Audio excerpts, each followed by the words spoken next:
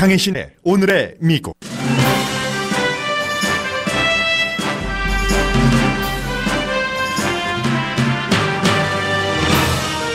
조지아주 해안에서는 미국 해안경비대가 전복된 현대 소속 자동차 운반선에 갇힌 선원 4명에 대한 구조 작업을 하고 있습니다. 한국과 일본의 무역전쟁으로 한국과 일본 구간의 비행기 티켓값이 $10도 안 된다고 미국 언론도 보도합니다. 서울에서 최근 생을 마감한 북한 난민 엄마와 아들의 비극적인 스토리를 LA타임스가 심층 취재했습니다. 정부의 역할을 촉구하는 주장을 담은 기사입니다. 미국이 테러리스트로 규정한 탈레반과 비밀 협상을 약속했다가 대통령이 트위터로 깨버리자 큰 논란입니다. 민주공화 모두 911 주최를 911 이틀 전에 미국에 초대한 것도 못마땅해하고 비밀 협상을 깬 이유도 불분명하다고 지적합니다. 공화당에서 세 번째 예비선거 후보가 나왔습니다. 마크 샌포드 전 사우스캐롤라이나 주지사인데 트럼프 대통령을 누를 가능성은 없어도 공화당의 재점검이라는 이슈는 됩니다.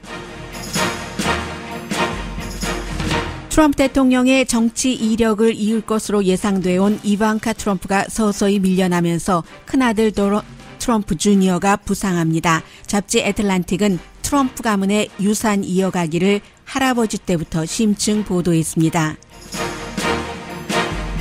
골드만삭스가 올 하반기와 내년에 주식시장이 크게 오를 것이라고 전망했습니다. 복음주의 대학 리버티 유니버시티 관계자들이 이 대학 총장의 목표는 교육이 아니라 학생들의 돈으로 부동산에 투자해서 돈 버는 것이라고 불만합니다.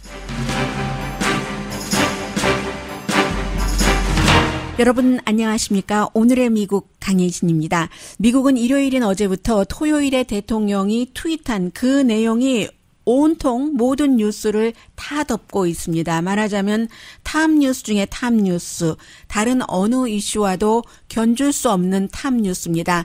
그런데 이제 한인 청취자 여러분들과는 약간 거리감도 있는 것 같아서 굉장히 중요합니다만 제가 그것을 두 번째 섹션에 전해드리겠습니다. 그리고 먼저 첫 번째 섹션에는 한국과 연관되는 뉴스를 전해드릴 텐데, 뉴스에서 들으신 것처럼 조국 이제는 장관이죠. 임명장 받았으니까 그 부분에 대해서는 아직까지는 미국에서 심층 보도를 하지는 못합니다. 왜냐하면 어제 그 임명장을 주고 했었던 시간이 로스앤젤레스 시간으로 밤 10시였기 때문에 이미 동부는 주요 신문들은 또 동부에서 많이 나오죠. 그래서 한 3시간 차이가 나고 방송의 경우는 말씀드린 것처럼 그 탈레반과 미국 대통령과의 비밀 회담 약속이 깨졌다. 대통령이 깼다는 것이 탑뉴스가 되고 있기 때문에 이게 조금 가려지고 있고요. 그래도 조금은 전해드리겠습니다. 우선 미국에서는 이 내용은 공통적으로 신문 방송 전부 보도를 하고 있는데 애틀란타에서 이 방송을 듣고 계신 분들 물론 저쪽 북서쪽 내륙이기 때문에 애틀란타가 크게 좀 떨어져 있습니다만 애틀란타 지역에서 이제 현대 글로비스 소속의 자동차 운반선 골든 레이호 한 자동차를 4,000대 정도는 실을 수 있는 그 정도의 큰 규모인데 이 선박이 뒤집혔습니다. 완전히 지금도 각도가 90도이거든요. 그래서 24명이 타고 있었는데 20명이 구조됐고 어제 새벽 1시 40분에 불도 나고 있습니다. 그래서 이제 선원 가운데는 필리핀 사람들이 많아서 13명, 또 한국 분들 6분, 또 미국의 이제 도전사가 1명이 있고 하는데 선원 4명이 지금 1등, 2등, 3등 기관사여서 어쩌면 기관실에 있었는가 어디에 있는지 지금 미국 해안경비대 등은 아주 확실하게 확신을 할 수 없다고 얘기를 합니다. 그리고 이 4명의 선원의 컨디션에 대해서도 알 수 없다고 하고 그리고 또 기후가 약간 불안전하기 때문에 지금 이미 캐나다 쪽으로 갔지만 허리케인 도리안이 그쪽에서 여전히 어느 정도의 영향력을 미치기도 해서 해안이니까 기후가 좀 변하기도 해서 지금 계속 수색 작업 내지는 구조 작업, 아직은 구조 작업이죠. 구조 작업을 하고 있는데 미국에서 연방, 주 로컬 에이전스가 전부 여기에 투입할 수 있는 모든 것을 투입을 해서 기본적으로는 이제 해안경비대가 주도를 하고 있고요. 아주 복잡한 상황이다 이런 얘기를 하고 하고 있고요. 아직까지 오염 방출 같은 것은 없고 볼티모어 쪽으로 향하던 그런 선박이었다고 하죠. 그래서 지금까지는 정확하게 4명이 다 언제 어떠한 형태로 구조될 것이다 하는 확신은 없지만 구조 작업은 이어지고 있다 하는 내용 전해드립니다. 그리고 이제 또 하나는 미국에서 이 내용은 한국에 관해서 신기하다 하면서 보도하고 있는데 CNN을 포함해서 많은 매체가 전합니다. 서울과 특히 이제 한국 사람들이 많이 가고 있는 후쿠오카 같은데요. 비행기 값이 지금 서울에서 후쿠오카 갈 때는 $8 38센트면 후쿠오카에서 한국으로 올 때는 $9 35센트 이 정도밖에 안 된다는 거죠. 물론 저가 항공사의 경우입니다. 이스터 제트가 그렇다는 얘기인데 평소에도 지금이 이제 추석이 곧 다가오고 있기 때문에 이런 때는 한 몇백 달러 돼서 거리도 가까운데 그렇게 비싸냐 하고 컴플레인이 많이 있어야지 되는데 불과 $10도 안 되는 한국 돈으로도 10,000원도 안 되고 일본 돈으로도 7,590엔밖에 안 되는 것이 그만큼 한국과 일본의 무역 마찰 때문에 관광객이 줄어들어서 한국에서 일본으로 방문하는 사람이 7월 달에 7.6%가 줄어들었답니다. 지난해 같은 기간에 비해서요.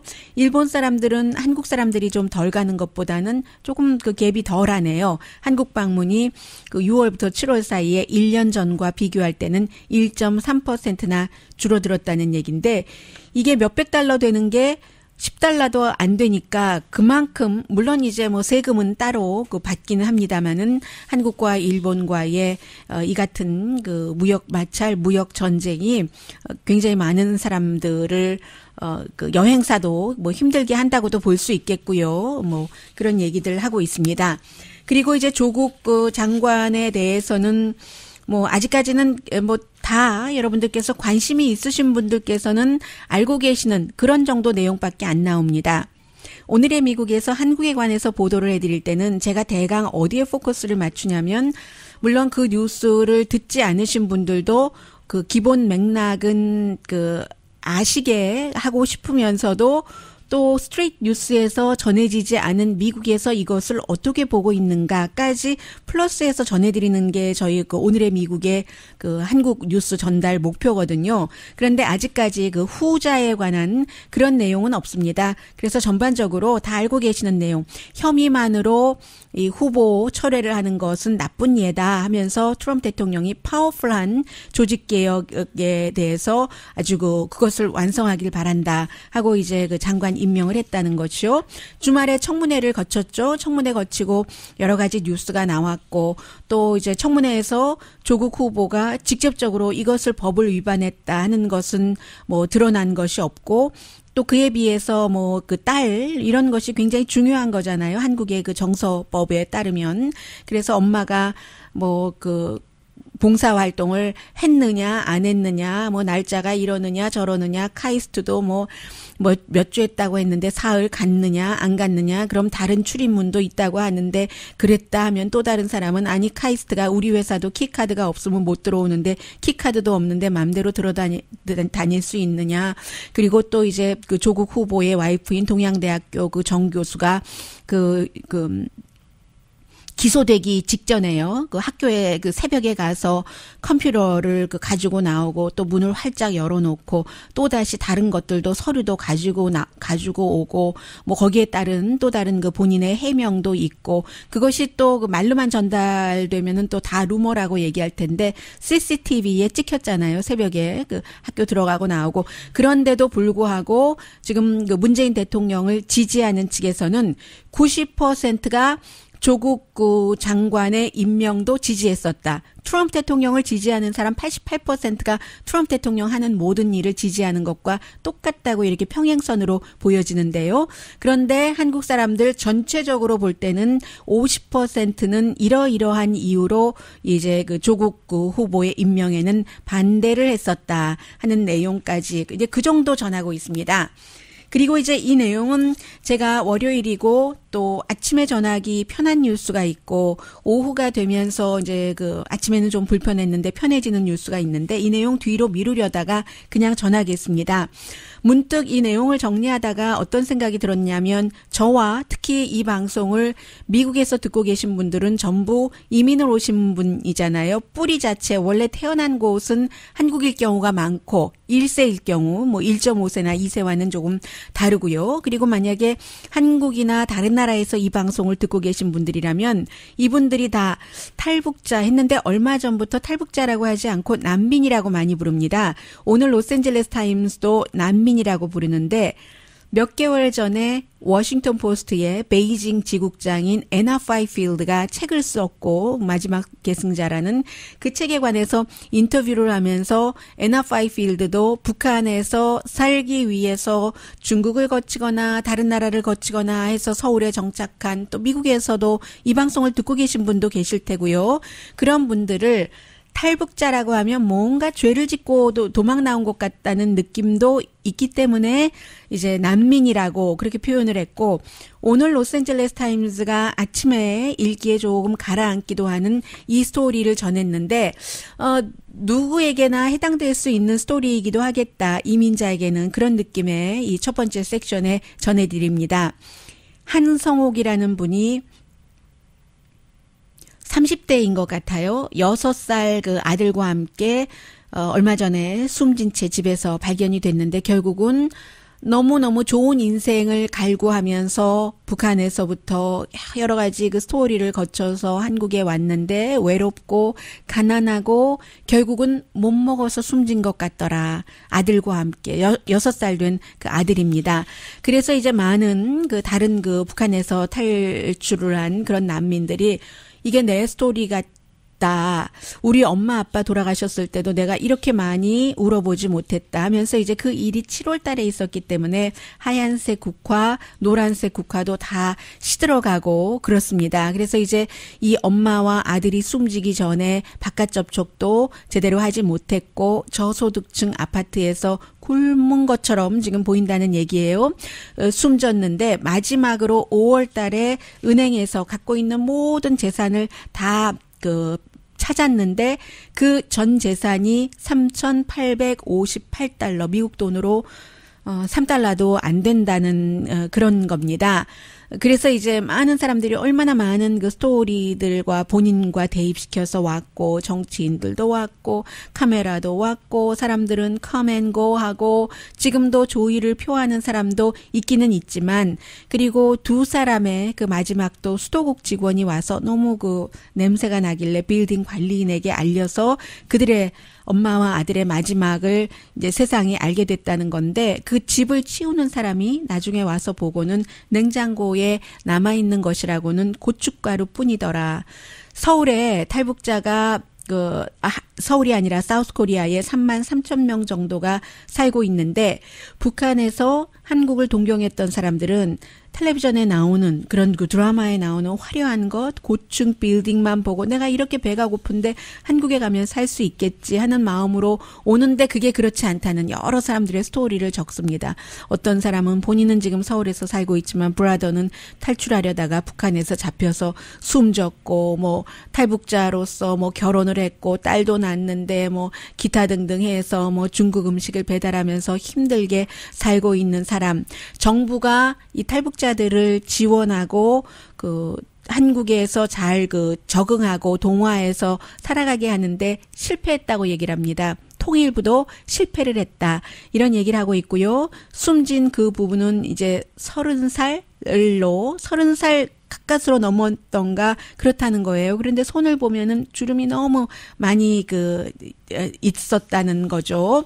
해서 이제 이런 그 스토리를 보면서 그 북한에서부터 탈북할 때는 뇌물도 주고 뭐도 하고 다 했는데 사람들이 그 북한에서 그 오셔서 남한에서 힘들게 살고 계시는 많은 분들이 얘기하기를 우리가 1990년대 고난의 행군 시대 밥을 그렇게 굶고도 북한에서도 살아남았는데 그런데 한국에 와서 이렇게 숨지다니 뭐 이런 얘기요. 물론 간혹 뭐 열심히 공부해서 의대를 입학하고 본인 사업을 하고 이런 젊은 난민도 있지만 그런 경우는 거의 없고 또 북한 난민의 70% 정도가 여성이고요.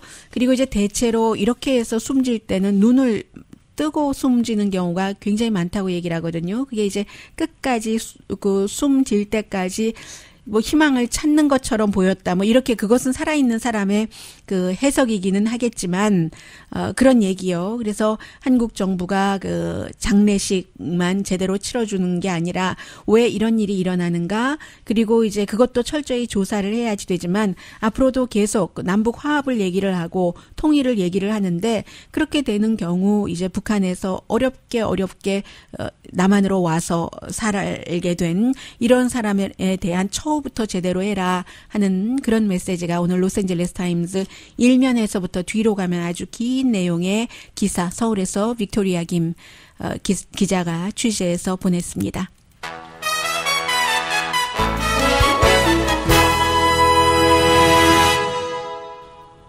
네, 미국에서 살고 있고 그리고 미국에서 살지 않더라도 오늘의 미국을 듣고 계시는 많은 분들이 미국에 대해서 관심이 있어서 들으시는 게 이 방송 듣는 목적이시겠죠?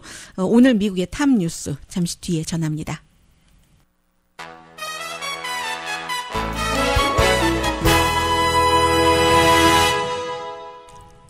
라디오 서울 방송 오늘의 미국 듣고 계십니다. 네, 오늘 만약에 그 텔레비전을 보시면서 그 출근 준비를 하셨던 분들 가운데서 왜 계속 탈레반이 나오는가 생각하셨던 분들도 계실 테고요. 탈레반, 아프가니스탄 하면 아주 멀리 있는 것 같기 때문에 좀 그 나와는 연관이 없는 스토리 같다라고 생각이 되실 수 있겠지만 미국에서는 굉장히 중요한 이슈입니다. 토요일에 트럼프 대통령이 시리즈로 트윗을 쭉 했습니다.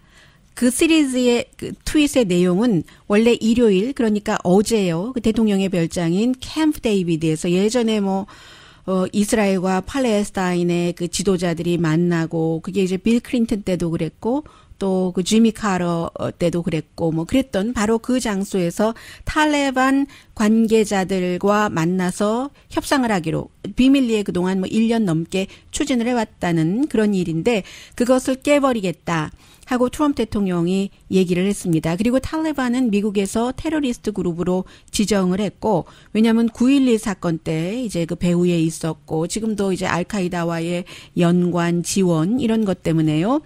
그런데 이제 그 이유를 트럼프 대통령은 이제 만나기로 약속을 하고 탈레반이 자살 폭발 사건을 일으켜서 미군 1명과 이제 다른 민간인 11명 모두 12명이 숨졌다. 아니 이게 말이 되느냐 하면서 그렇게 얘기를 했었던 겁니다. 그리고 이제 아프가니스탄 대통령은 따로 초대를 했어요. 그 협상장에 같이 나온 것은 아니고 그런데 이제 이게 사실은 원래 따지고 보면은 그 목요일 저녁부터 이제 트럼프 대통령이 이걸 깰까 말까 하다가 결국은 깼다는 그 얘기인데 이렇게 하고 나서 국가안보 관계자들도 너무 놀랐고 그리고 또 이렇게 많은 사람들이 몰랐는데 트윗으로 여기까지 이렇게 할 필요가 있는가 이런 여러 가지 그 얘기가 나왔고요.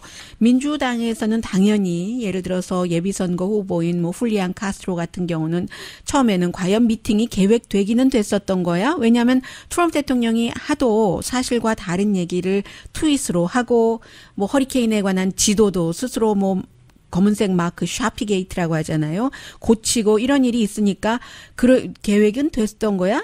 이 훌리안 카스트로 같은 경우는 적이라도 탈리반이라도 전쟁을 언제까지 할 수 없기 때문에 그 협상을 해야지 된다라고 외교적으로 문제를 풀어야지 된다고 생각하는 사람인데도 불구하고 미팅은 계획된 거야. 뭐 이렇게 얘기를 하고요. 미팅은 계획이 됐었습니다. 그리고 이제 이쯤 이렇게 되면은 이게 이제 트럼프 대통령이 그 북한과의 문제를 해결하는 그 스타일과도 조금 연결이 되거든요. 그래도 플리안 카스트로 이외의 다른 사람들은 어떻게 테러 조직을 캠프 데이비드의 대통령 별장으로 초대를 할 수가 있는가. 미국 지금 트럼프 대통령은 외교 정책을 마치 게임쇼 하는 것처럼 한다라고 얘기를 했고요. 그러자 이제 마이크 폼페이오 국무장관이 어제 굉장히 바빴죠. 최근에 좀 입 다물고 가만히 있다가 그 존 볼튼도 마찬가지고요. 어제 이제 그 제일 급할 때는 팍스에 나오잖아요. 팍스에도 나오고 CNN에도 나옵니다. 더 급하면 잭 태퍼의 그 스테이트 오브 유니언에 나와서 뭐가 잘못됐는데 대통령이 문제를 풀어보기 위해서 할 수 있는 모든 것을 한다. 왜냐하면 아프가니스탄에는 지금 미군이 주둔해 있고 빨리 그 미군도 빼와야지 되고 전쟁 중이잖아요. 멀리 있어서 미국 사람들이 느끼지 못해서 그렇지. 그런 일들이 있었고 탈레반의 대변인은 두고 보자. 우리가 원래 뭐 트럼프를 믿었던 건 아니지만 한번 두고 보자고 지금 뭐 이런 그 협박하는 그런 형태거든요. 그래서 이제 9월 11일 사건이 일어나고 18년이 지났는데 배후 조직으로 알려진 이 탈리반이 결국은 9.11 어제가 9일이었잖아요. 그럼 오늘이 며칠이죠? 어떻게 되는 거죠? 제가 날짜 가는 걸 잘 몰라서요. 오늘이 9일이군요. 어제가 미국 날짜로 8일이고 그리고 왜냐면은 이게 이틀 전이라고 얘기하는 것은 누구는 원래 오늘 미팅이 있었다고 하고 누구는 일요일이라고 대통령은 일요일이라고 하고 해서 혼선이 빚어진 겁니다. 어차피 안 이루어진 미팅이니까 어제였던 오늘이었던 큰 상관없는 것 같고 11일 며칠 전에 9.11 사건이 일어나기 어떻게 그런 그 주체를 여기로 그 초대를 할 수가 있는가. 그리고는 그것도 또 깨버린다고 미국과 아프가니스탄이 시차가 나니까 그 카불에서 모두 다 잠자고 있을 때 이제 나 이거 깨버리겠어. 혼자 딱 그 통보를 한 거죠. 그러니까 이제 1년 이상 공을 들였던 여러 팀들이 당연히 그 놀라면서 이게 18년 동안 지금 싸우고 있는데 아프가니스탄과 미국이 이 뭐 언제까지 이렇게 갈 것인가 하는 얘기가 우선 있고요. 그리고 그 카불에서 그 탈리반이 우리가 했다면서 자살 폭발을 일으켰던 날은 9월 5일이었습니다. 평화 대화 중에도 휴전을 못하면 의미 있는 합의는 불가능하다. 이게 트럼프 대통령의 트윗이에요. 대통령으로서 그렇게 그 충분히 말할 만한 트윗입니다. 평화 대화를 하겠다고 하면서 휴전을 못하고 자살 폭발 사건도 막지 못한다면 의미 있는 합의는 불가능하다. 그 겉으로는 이런 건데 여기도 다 동의하진 않고요. 왜 트럼프 대통령이 캠프 데이비드에 초대를 하고 그것도 9.11 이틀 사흘 전에 초대를 했을까? 그런 것이요. 그러면서 이제 일주일 전부터 대강 아는 사람들은 이제 알기 시작했거든요. 이번 그 비밀 미팅에 대해서요. 그게 이제 가장 중요한 것은 지금 그 아프가니스탄의 미군이 14,000명이 주둔해 있는데 만약에 탈리반과 평화적인 협상을 하면은 한 4개월 반 사이에 그 가운데 5,400명은 철군을 시킬 수 있고 나머지는 1년 정도, 1년 조금 지나도 좋고 그 사이에 모두 철군을 시키면 미군이 아프가니스탄에 파병된 미군은 이제 없는 게 되는 거죠. 그런 것으로 이제 미국 사람들은 특히 군인 가족들은 얼마나 지켜봤겠습니까? 그런데요, 영국의 이코노미스트는 이 점을 지적을 합니다. 트럼프 대통령이 북한과 싱가포르 협상할 때도 사람들이 얼마나 좀 꼼꼼히 해라. 나중에 문제 되지 않으려면 했는데 결국은 협상이 끝나고 1년이 넘어서 지금 얼만큼이 돼가고 있는데도 결국은 북한과 미국과의 비핵화의 정의도 다르잖아요. 비핵화의 정의가 북한은 한반도 전체 미국 무기까지 다 빼라 하는 것이고 그리고 이제 미국에서는 북한 핵무기만 없애라 하는 것이고 그런 식으로 이번에 탈레반과 비밀 협상이라는 것을 하면서 그 전에도 도대체 미군을 철군하는 대신에 탈레반은 미국에 무엇을 줄 것인지 정확하게 얘기하지 않았답니다. 예를 들어서 우리는 그럼 앞으로 알카이다를 전혀 돕지 않겠다. 뭐 이런 약속을 전혀 하지 않았다는 얘기고요.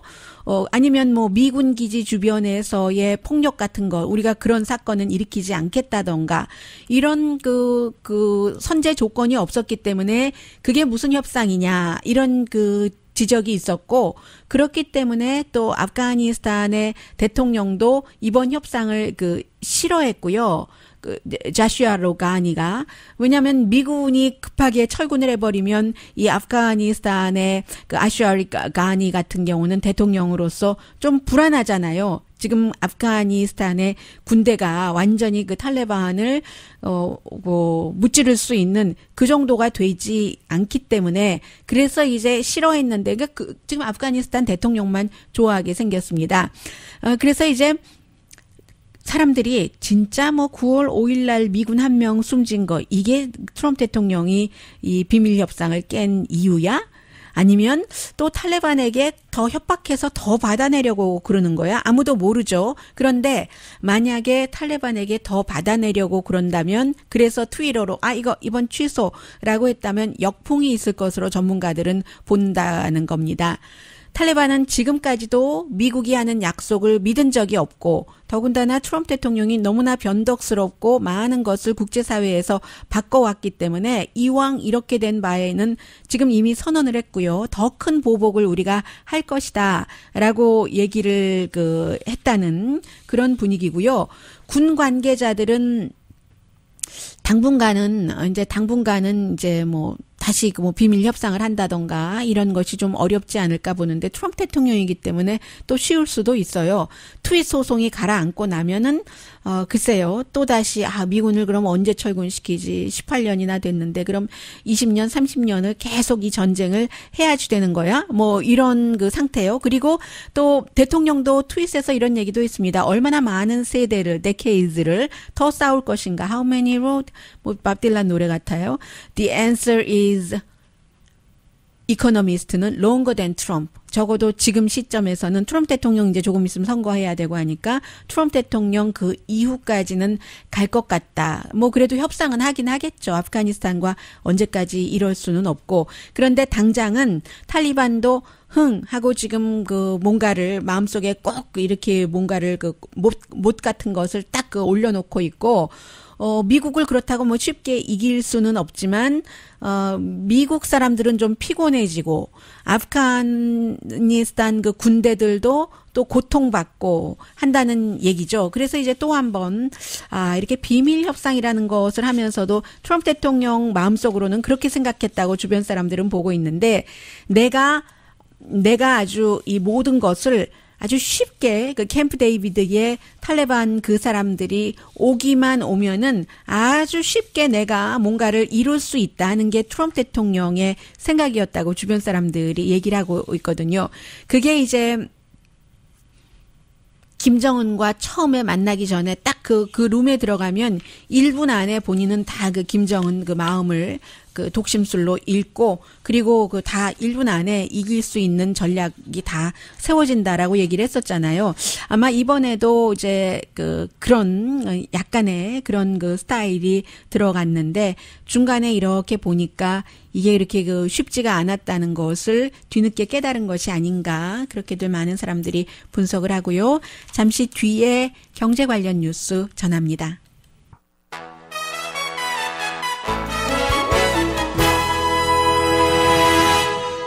라디오 서울 방송 오늘의 미국 듣고 계십니다. 네, 골드만삭스도 여러 부서가 있죠. 그래서 이제 골드만삭스의 어떤 부서에서는 최근에 부동산이라든가 아니면 제조업 지수 같은 거 내려가는 것으로 봐서 미국의 경기 불황 사인 같은 것 경고도 있는데 이번에는 이제 골드만삭스의 또 다른 부처에서는 올해 2019년과 2020년 주식시장이 올라갈 것으로 예상을 했습니다. 8월 달에 좀 약했잖아요. 예를 들어서 공급, 관리, 제조, 인덱스 같은 것들이.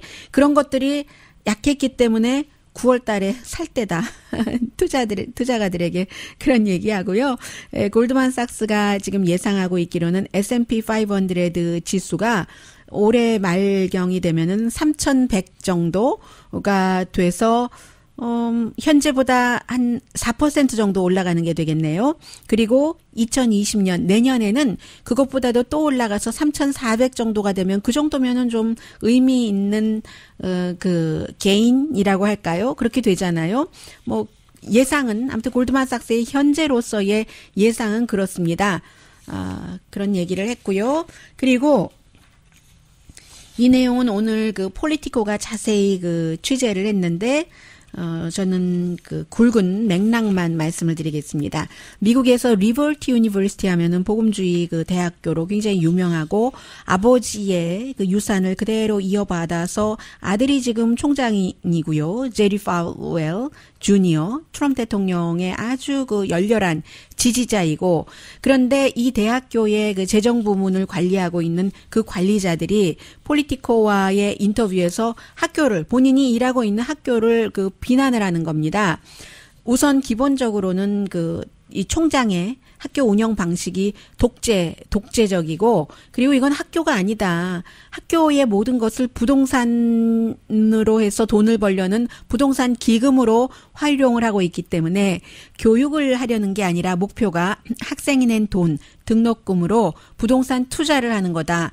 그리고 이 총장과 총장 와이프가 얼마나 부당한 행위를 많이 하냐면, 개인 트레이너 벤 크로스와이트라는 사람이래요. 이 벤 크로스와이트에게 많은 그 특혜를 주면서 본인들이 이제 학교에서 그 스페이스도 뭐 아주 그 쉽게 렌트를 해주고 뭔가 이 사람에게 혜택을 줘서 이 총장과 총장 와이프인 이름이 뭡니까? 베키가 개인 트레이너에게 학교에서 뭔가 이렇게 좀 자신들 그 건강 또 몸매 다듬기 이런 것도 할 수 있게 하고, 그리고 뿐만이 아니라 학교 내부의 그 시설이요. 뭐 예를 들어서 피트니스 센터도 업그레이드를 시켜서 이제 본인과 그 벤 그 크로스와이트과 가까우니까 업그레이드 시킨 뒤에 벤 그 크로스와이트에게 팔았는데 아주 그 디스카운트해서 팔고, 그리고 이제 이런 학교 건물을 누구에겐가 팔 때는 비링을 해야 되잖아요. 입찰을 해야지 되는데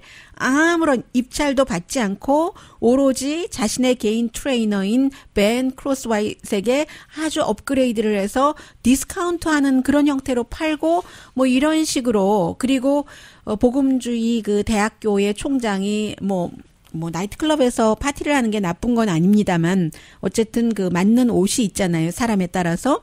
나이트클럽에서 파티를 하고 직원들과 그 성생활에 관해서 막 너무 자세하게 얘기하는 거 좋아하고, 또 직원들에게 정치적인 영향력을 너무나 강하게 미치려고 하고, 그래서 이제 독재다 이런 표현인데, 저는 여러분들께 한 3분의 1 정도밖에 안 전해드렸고요. 관심이 있으신 분께서는 제가 방송 끝나고 항상 todayus.com에 기사의 원문을 링크를 시켜놓습니다. 그 폴리티코에서 확인을 하시기 바랍니다. 그리고 이번에 이제 또 다른 트럼프 대통령 지지자인데요. 아니 지지자가 아니라 도전자인데요. 세 번째네요. 일리노이가 지역구인 공화당의 하원 의원 조 웰시 의원, 또 역시 공화당인 그 매사추세츠의 전 주지사죠. 빌 웰드에 이어서 마크 스탠포드 사우스캐롤라이나 전 주지사였고, 그리고 이제 그 의회 의원도 했습니다. 이 사람은 트럼프 대통령을 비난했다는 이유로 굉장히 비난해서 지난번에 한 번밖에 그 의원 생활을 못했고, 그 전에는 사우스캐롤라이나 주지사로 있었을 때 인기도 많았는데 어떤 그 러브 어페어에 의해서 아르헨티나에 가서 일주일 동안 연락이 안 됐잖아요. 누구랑 같이 숨어서 여행하느라고. 그리고 나서 유권자들에게 뭐 사과하고 심판받고 나중에 세월이 조금 지나서 그 연방 정치인으로 발돋움을 했는데, 공화당의 정치인이면서도 트럼프 대통령을 하도 비난을 해서 트럼프 대통령이 이 사람이 아닌 다른 사람을 예비선거에서 지지해버렸습니다. 그런데 이 마크 스탠포드가 트럼프 대통령에게 도전하겠다, 예비선거에 나오겠다는 것을 어제 그 팍스와의 그 크리스 월러스와 인터뷰에서 발표를 했거든요. 원래 그 사우스캐롤라이나에서 발표하려고 했는데 아직도 그 허리케인 도리안 이것 때문에 사람들이 어수선한데 방해되고 싶지 않으니까 여기서 팍스에서 알리겠다라고 얘기를 했고, 모든 사람들이 다 압니다. 지금 공화당에서는 뭐 트럼프 대통령뿐만이 아니라 누구라도 현직 대통령을 그 당에서 예비선거에서 이기기란 정말 힘든 일이죠. 그래서 뭐 거의 도전자도 없잖아요. 그런데 이렇게 3명이나 나온 것, 더군다나 이제 그 마크 샌포드 같은 경우는 굉장히 트럼프 대통령을 강하게 비난을 했던 사람이기 때문에 적어도 예비선거를 하고 사람들에게 그 주목을 받고 인터뷰를 하는 과정에서 지금의 공화당이 정말 그 원래의 공화당이냐 아니면 뭐 원래의 공화당이라고 완벽하지는 않기 때문에 공화당이 그 몇 년 전에 공화당에서 더 좋은 방향으로 나가려는 그런 형태의 공화당이냐 아니면 완전히 바뀌어버린 공화당인데 그것을 우리가 끝까지 받아들여야지 되느냐, 그런 정도의 어떤 그 토론이요, 공화당 내부의 자기 성찰이라고 할까요? 그런 점들은 이 그 마크 샌포드 전 주지사를 포함해서 나머지 2명 모두 3명 공화당 예비선거에 나선 정치인들이 조금 불을 지펴주지 않을까 하는 것을 공화당 내부에서 그 트럼프 대통령의 독주를 그 염려하는 사람들은 좀 걱정을 하고 있고요.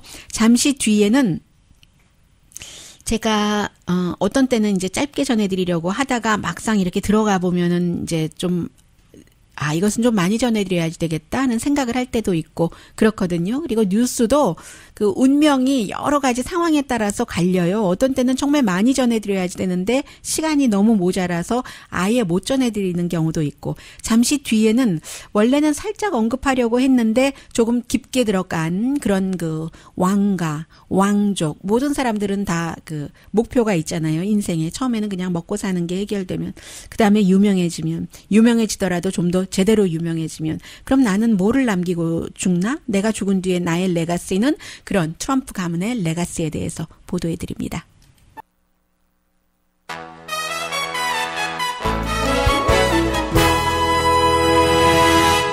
라디오 서울 방송 오늘의 미국 듣고 계십니다.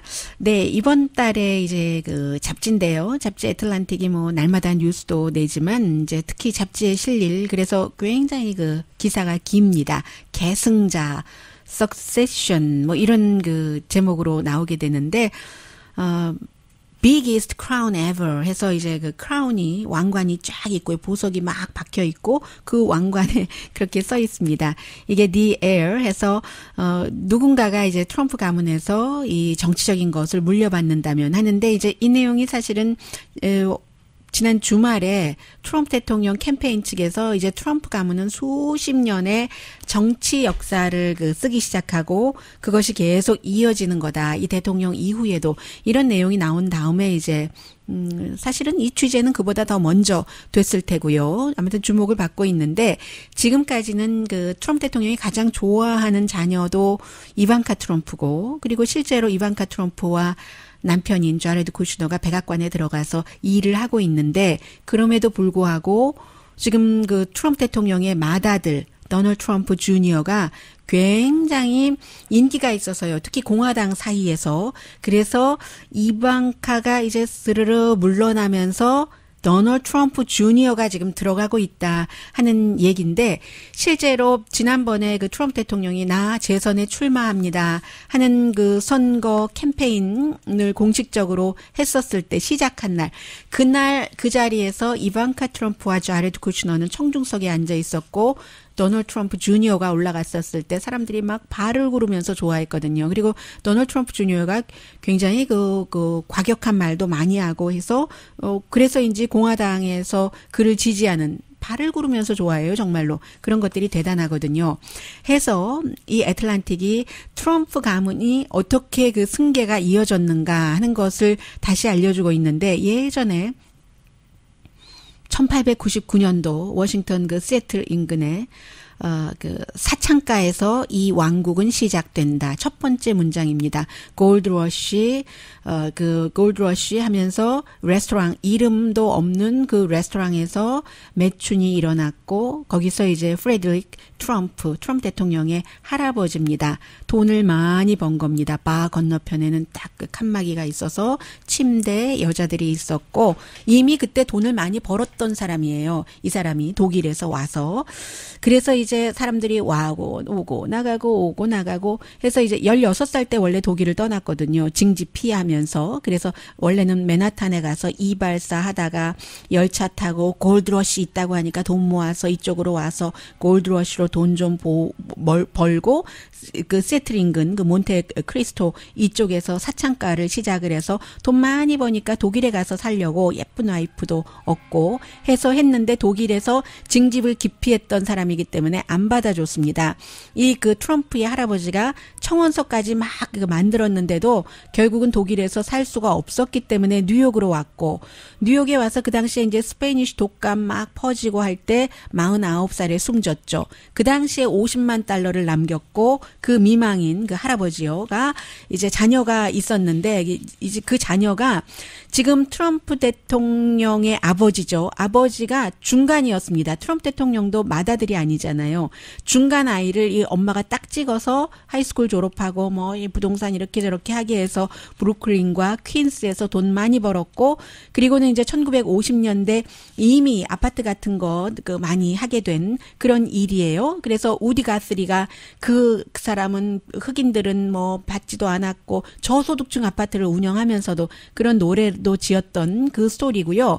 그래서 이 할아버지의 아들인 트럼프 대통령의 아버지가 큰아들을 해보려고 했는데, 프레드 주니어는 비즈니스에 관심 없고 자유분방한 영혼이고 비행기 조종사 하고 싶고 더군다나 술 마시고 해서 일찍 숨졌고, 둘째 아들인 더널드가 굉장히 전투적이고 하기 때문에 승계를 한 거죠. 이 아버지를 승계를 해서, 아니 우리가 왜 브루클린, 퀸스 같은 가난한 데서만 있어야 돼? 아버지가 예, 우리는 우리의 주제를 알아야지 된다 하는데도 트럼프가 no, 맨하탄 가서 유명세, 지위, 모든 지금까지 가족이 갖지 못했던 것들을 다 이렇게 갖게 됐고요. 그 다음에 이제 플레이보이로, 타블로이드로, 또 뭐 리얼리티 쇼 사람으로 이렇게 오면서 아버지와 아들이 같이 뭔가도 조작을 하고 세금 조작도 하고 뭐 탈세하고 또 뭡니까 그 유산 상속 이런 식으로 하고 저런 식으로 하고 해서 대통령이 어떻게 됐는데, 그 뒤에는 이방카 트럼프가 차근차근 수업을 해오기는 했는데,